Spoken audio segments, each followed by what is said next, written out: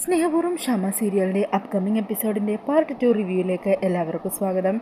അങ്ങനെ രാധികയെ കുറച്ച് കുട്ടികൾ കറിയൊന്ന് രാധികയെ ബലം പ്രയോഗിച്ച് കാറിലേക്ക് വലിച്ചു കയറ്റി കൊണ്ടുപോകുവാണ്. ഈ കാഴ്ച അവിടെ നിന്നിരുന്ന വരുൺ കാണുവാണ് കേട്ടോ. അങ്ങനെ ആ കാഴ്ച കാണുന്നത് വരുൺ അവരുടെ പിന്നാലെ ഓടി ചെല്ലുന്നുണ്ട്. പെട്ടെന്ന് തന്നെ കാറെടുത്ത് ആ വണ്ടിയുടെ തൊട്ട് പിന്നാലെ തന്നെ വെച്ച് പിടിക്കുവാണ് വരുൺ. ഇതേസമയം ആ ഗുണ്ടകളാകട്ടെ രാധികയും കൂട്ടി ഒരു ഗോഡൗണിലെത്തുവാണ്. അങ്ങനെ വണ്ടിയിൽ നിന്നും രാധികയെ ഇറക്കിയതിന് ശേഷം അവർ രാധികയെ അതിൻ്റെ അകത്ത് ഒരു കസേരയിൽ കൊണ്ടുവന്ന് കെട്ടിയിടുവാണ് കേട്ടോ. എന്നിട്ട് അവർ ഐശ്വര്യയെ വിളിക്കുവാണ്. ഐശ്വര്യ പറഞ്ഞത് പ്രകാരമായിരിക്കും ആ ഗുണ്ടകൾ രാധികയെ അവിടെ നിന്നും പൊക്കിയിട്ടുണ്ടാവുക.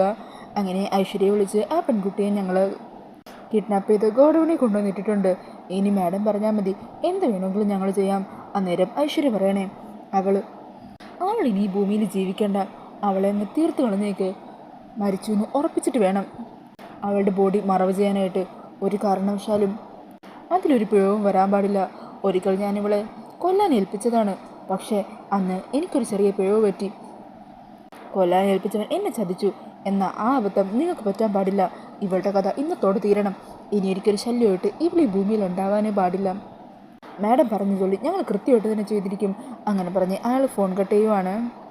ഇതേസമയം വരണു ആ ഗോഡൗണിലെത്തുന്നുണ്ട്. അങ്ങനെ പതിയെ അതിൻ്റെ ജനലിലൂടെ മറ്റും അകത്തേക്ക് നോക്കാൻ ശ്രമിക്കുന്നുണ്ടോ വരുൺ. ഈ സമയം രാധികയാണെങ്കിൽ ആ ഗുണ്ടകളോട് ചോദിക്കണേ, നിങ്ങൾ എന്തിനാണ് എന്നെ ഇവിടെ കൊണ്ടുവന്നിരിക്കുന്നത്? ഞാൻ എന്ത് തെറ്റാ ചെയ്തത്? അന്നേരം ആ ഗുണ്ടകൾ പറയണേ, അതെ, നീ കൂടുതൽ ഞങ്ങളെ ചോദ്യം ചെയ്യാനൊന്നും വരണ്ട. നീ ഇനി ഈ ഭൂമിയിൽ ജീവിച്ചിരുന്നത് വലിയ കാര്യമൊന്നുമില്ല. അതുകൊണ്ട് ഞങ്ങൾ നിന്നെ പരലോകത്തേക്ക് വിടാൻ പോകുവാണ്. ഈ സമയം കൂടെയുള്ള മറ്റൊരാൾ പറയണേ, എന്താണെങ്കിലും നമ്മളിവളെ കൊല്ലാൻ പോകുക.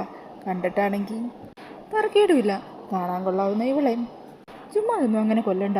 അങ്ങനെ പറഞ്ഞ് അയാൾ രാധികയെ ഒരുമാതിരി നോക്കുവാണ് കേട്ടോ. അങ്ങനെ അയാൾ രാധികയെ ഉപദ്രവിക്കാനായിട്ട് അടുത്തേക്ക് ചെല്ലുമായിരിക്കും. ഈ സമയത്തായിരിക്കും വരൺ അങ്ങോട്ടേക്ക് വരുന്നത്. അങ്ങനെ വരണാണെങ്കിൽ അയാളെ അടിച്ച് താഴെ ഇടുവാണ് കേട്ടോ. വരനും ആ ഗുണ്ടകളും തമ്മിൽ അവിടെ വലിയൊരു ഫൈറ്റ് തന്നെ നടക്കുവാണ്. ഇതെല്ലാം കണ്ട് ഭയന്നിരിക്കുവാണ് അവിടെ രാധിക.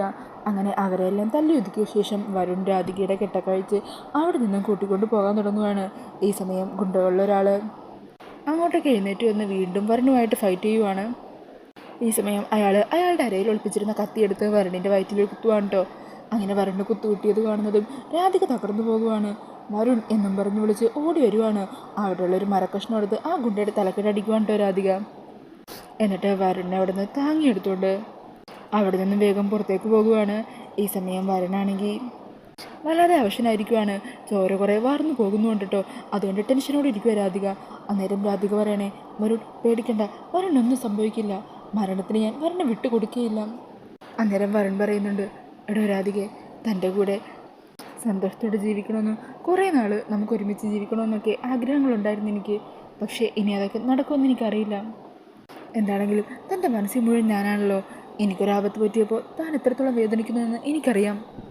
താൻ എന്നെ ഭർത്താവായിട്ട് കാണുന്നുണ്ടല്ലോ, ജീവനേക്കാളേറെ സ്നേഹിക്കുന്നുണ്ടല്ലോ. അതറിഞ്ഞപ്പോൾ തന്നെ എനിക്ക് സമാധാനമായി രാധികെ. ഇനി എനിക്ക് മരിച്ചു പോയാലും കുഴപ്പമില്ല. അന്നേരം രാധിക പറയണേ, ഇല്ല വരൺ ഇങ്ങനെയൊന്നും സംസാരിക്കരുത്. വരനെ ഒരു മരണത്തിന് ഞാൻ വിട്ടുകൊടുക്കില്ല. എനിക്ക് വേണം എൻ്റെ വരുണിനെ. അങ്ങനെ രാധികയുടെ ആ വാക്കുകളൊക്കെ കേട്ട് സന്തോഷത്തോടെ നിൽക്കുവാണ് കേട്ടോ വരുൺ. പെട്ടെന്ന് തന്നെ വരുണിൻ്റെ ബോധം പോകുവാണ്. അന്നേരം രാധികയാണെങ്കിൽ വല്ലാതെ ടെൻഷനാകുവാണ്. അങ്ങനെ വഴി കണ്ട ഒരു വണ്ടിക്ക് കൈ കാണിച്ച് രാധിക വരുണിനെ ഉടനെ തന്നെ ഹോസ്പിറ്റലിൽ എത്തിക്കുവാണ്. ഡോക്ടേഴ്സ് എല്ലാം വരുണിനെ പരിശോധിച്ചുകൊണ്ടിരിക്കുവാണ്. വരുണിൻ്റെ നില അതീവ ഗുരുതരാവസ്ഥയിലാണ്. കുറേ ബ്ലഡ് പോയിട്ടുണ്ട്. ജീവൻ രക്ഷിക്കാൻ തന്നെ പറ്റുമെന്ന് തോന്നുന്നില്ല എന്നൊക്കെ ഡോക്ടർ പറയുവാണ്. ഡോക്ടേഴ്സിൻ്റെ ആ വാക്കുകൾ കേട്ട് ആകെ മരവിച്ച അവസ്ഥയിലിരിക്കുവാണ് രാധിക. ഇതേസമയം ഈ വാർത്ത കണിമംഗലത്തുള്ളവരും അറിയുവാണ്. അങ്ങനെ അവരെല്ലാവരും വരുണിനെ കാണാനായിട്ട് കരഞ്ഞുകൊണ്ട് ഹോസ്പിറ്റലിലേക്ക് ഓടി വരുവാണ്. അങ്ങനെ പത്മിനിയും മുത്തശ്ശിയും പരമേശ്വരനും എല്ലാവരും ഈ കാഴ്ച കണ്ട് തകർന്നിരിക്കുകയാണ്. ഈ സമയം പ്രിയങ്കയാണെങ്കിൽ അവിടെ രാധികയെ കുറ്റപ്പെടുത്തിക്കൊണ്ടിരിക്കണേ, നിങ്ങൾ കാരണം വരുൺ ഇങ്ങനെ ഒരു ആപത്ത് പറ്റിയത്. എൻ്റെ വരുണിന് എന്തെങ്കിലും സംഭവിച്ചാലുണ്ടല്ലോ പിന്നെ നിന്നെ ഞാൻ വെച്ചേക്കില്ല എന്നൊക്കെ പറഞ്ഞ പ്രിയങ്ക രാധികയോട് ദേഷ്യപ്പെട്ടുകൊണ്ടിരിക്കുകയാണ്. പരമേശ്വരൻ ഡോക്ടറിനോട് വരുണിൻ്റെ വിവരം തിരക്കുവാണ് കേട്ടോ. അന്നേരം ഡോക്ടർ വരുണിൻ്റെ അവസ്ഥ സീരിയസിൽ തന്നെയാണെന്ന് പറയുവാണ്. ബോഡി ആണെങ്കിൽ മരുന്നുകളോട് പ്രതികരിക്കുന്നുമില്ല.